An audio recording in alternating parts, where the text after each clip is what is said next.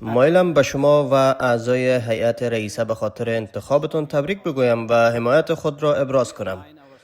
موضوع ما همسو با بیانیه هایی است که نمایندگان محترم عراق از جانب گروه 77 و چین و نماینده مصر از سوی سازمان همکاری اسلامی ارائه کردند. اکنون مایلم نکات زیر را به نمایندگی از کشورم بیان کنم. آقای رئیس، دستور کار این کمیته مستقیما با واقعیت زندگی مردم افغانستان پیوند دارد. بیش از 4 سال است که کشور ما با بحران عمیق روبرو شده و دستاوردهای 2 دهه را نابود کرده است. افغانستان امروز با فروپاشی اجتماعی روبرو است. بحرانی که ساخته دست انسان است و میشد از آن جلوگیری کرد. پس از تصرف غیرقانونی قدرت توسط طالبان در آگوست 2021 نهادهای مستقل از هم پاشیدند. خدمات عمومی از کار افتاد و دستاوردهای اجتماعی و اقتصادی 20 سال گذشته از میان رفت. فقر تقریبا سراسر کشور را فرا گرفته است. خانواده ها در میانه ناامنی غذایی، فروپاشی اقتصادی و نبود یک دولت مشروع و پاسخگو برای بقا تلاش می کنند. حذف عمومی زنان و دختران از آموزش، کار و حضور در عرصه عمومی، سیاستی که طالبان بلا فاصله پس از به دستگیری قدرت اجرا کردند، توسعه ملی ما را فلج کرده است. هیچ جامعه نمیتواند در حالی که نیمی از جمعیتش به سکوت و انزوا وادار شده‌اند پیشرفت کند. در آستانه اجلاس اجتماعی جهانی ماه آینده، افغانستان از جامعه جهانی می‌خواهد در گفتگوهای خود درباره توسعه اجتماعی واقعیت کشور ما را نادیده نگیرد. پیشرفت پایدار در نظامی که حقوق بشر را انکار می‌کند و زنان را از زندگی عمومی حذف می‌نماید ممکن نیست. ما از این نشست می‌خواهیم تأکید کند که حکمرانی فراگیر، دموکراتیک، عادلانه و مبتنی بر حقوق بشر پایه توسعه واقعی و پایدار است.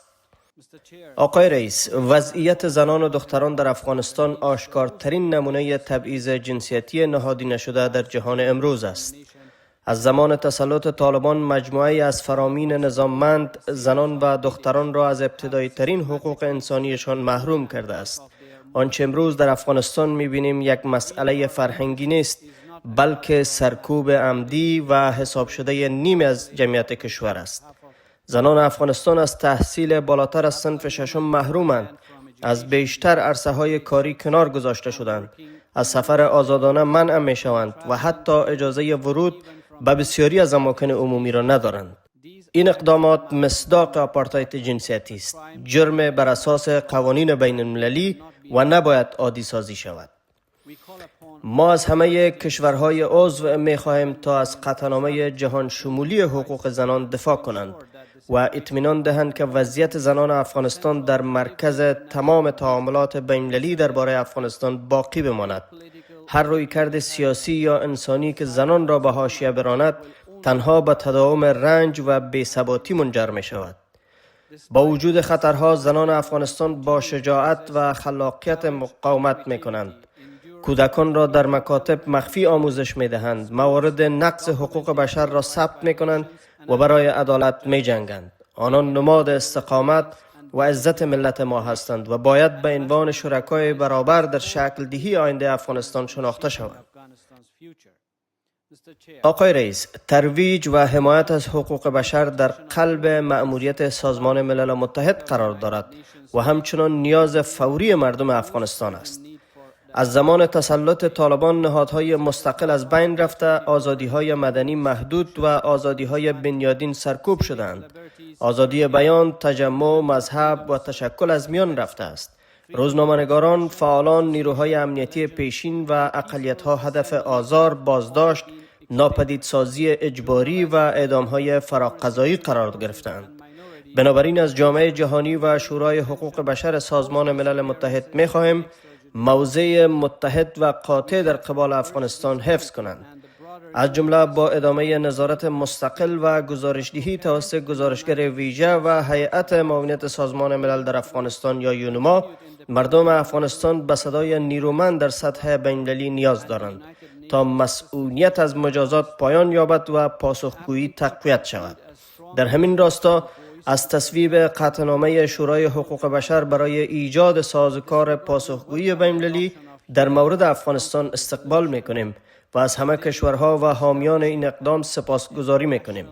حقوق بشر نه شرقی است و نه غربی، جهانی است. سیاستها و اقدامات طالبان با اصول اسلامی در تضاد است و بازتاب دهنده فرهنگ واقعی مردم افغانستان نیست. زنان و مردم افغانستان هنوز به این ارزش‌ها باور دارند، حتی اگر از آنها محروم باشند. پایداری آنان گواه ایمانشان با آینده مبتنی بر عدالت، برابری و حاکمیت قانون است. آقای رئیس، افغانستان یادآور تلخی است از اینکه پیشرفت تنها با پایبندی به اصول، اتحاد و شجاعت حفظ می شود. هیچ صلح بدون عدالت، هیچ توسعه بدون فراگیری و هیچ ثبات بدون حضور زنان ممکن نیست. هیچ یک از این اهداف بدون حکومت مشروع، پاسخگو و فراگیر که بر پایه عدالت، حاکمیت قانون و اراده مردم بنا شده باشد تحقق نمی یابد.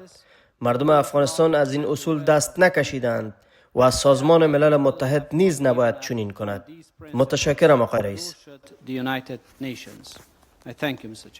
I'd like to congratulate you and members of the Bureau on your election and assure you of our full support. We align ourselves with the statements delivered by this distinguished representative of Iraq on behalf of the Group of 77 and China, and by Egypt on behalf of the Organization of Islamic Cooperation. And I wish to make the following remarks in our national capacity. Mr. Chair, the agenda of this committee speaks directly to the lived realities of the Afghan people. More than 4 years into a crisis that has reversed 2 decades of progress, Afghanistan faces a social collapse that is both man-made and preventable.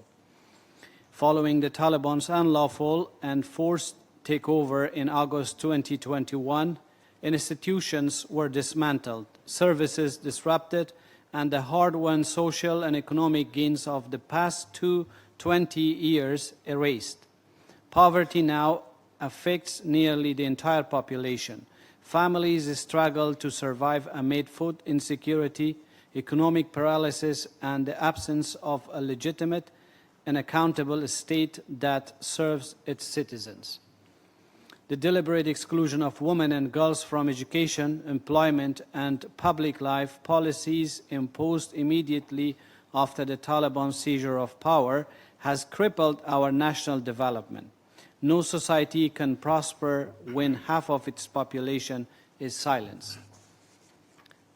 As we prepare for the World Social Summit next month, Afghanistan urges that the global conversation on social development not overlook our country's reality. Sustainable progress cannot exist under a system that denies human rights and erases women from public life. We call on the summit to reaffirm that inclusive, democratic, just, and right-based governance is the foundation of genuine and lasting development. Mr. Chair, this situation of women and girls in Afghanistan remains the most egregious case of institutionalized gender discrimination in the world today. Since the Taliban's takeover, a series of edicts have systematically stripped women and girls of their most basic rights. What we are witnessing is not a cultural matter. It is the deliberate and calculated operation of half of a nation. Afghan women are banned from education beyond grade 6, from working in most sectors, from traveling freely, and even from entering public spaces. These acts amount to gender apartheid, a crime under international law, and they cannot be normalized. We call upon all member states to stand firm in defending the universality of women's rights and to ensure that the situation of Afghan women remains central to every international engagement concerning our country. Any political or humanitarian approach that sidelines women will only perpetuate suffering and instability.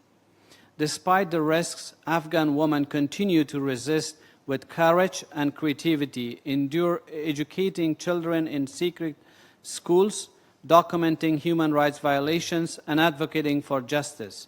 They embody the resilience and dignity of our nation, and must be recognized as full and equal partners in shaping Afghanistan's future. Mr. Chair, the promotion and protection of human rights lie at the heart of United Nations mission, and they remain the most urgent need for the Afghan people today. Since the Taliban's military takeover, independent institutions have been dismantled, civic liberties curtailed, and fundamental freedoms suppressed. Freedom of expression, association, religion, and peaceful assembly have all been extinguished. Journalists, activists, former security forces, and minorities face persecution, detention, forced disappearances, and extrajudicial killings. We therefore urge this committee and the broader UN system to maintain and strengthen a coherent and united stance towards Afghanistan, including through continued independent monitoring and reporting by the Special Rapporteur and the United Nations Assistance Mission in Afghanistan. The Afghan people need a strong international voice to prevent impunity and uphold accountability. In this regard, we welcome the adoption of Human Rights Council resolution today establishing an international accountability mechanism for Afghanistan. We express our appreciation to the lead countries and all those countries co-sponsored this resolution. Human rights are not Western or Eastern, they are universal. Taliban policies and actions are inconsistent with Islamic principles and do not reflect authentic culture of Afghan people. Mr. Chair, Afghanistan remains a stark reminder that progress must be defended through principle, unity, and courage. There can be no peace without justice, no development without inclusion, and no stability without women, and none of these are possible without a legitimate, accountable, and inclusive government grounded in justice, the rule of law, and the will of the people. The Afghan people have not given up on these principles, nor should the United Nations. I thank you, Mr. Chair.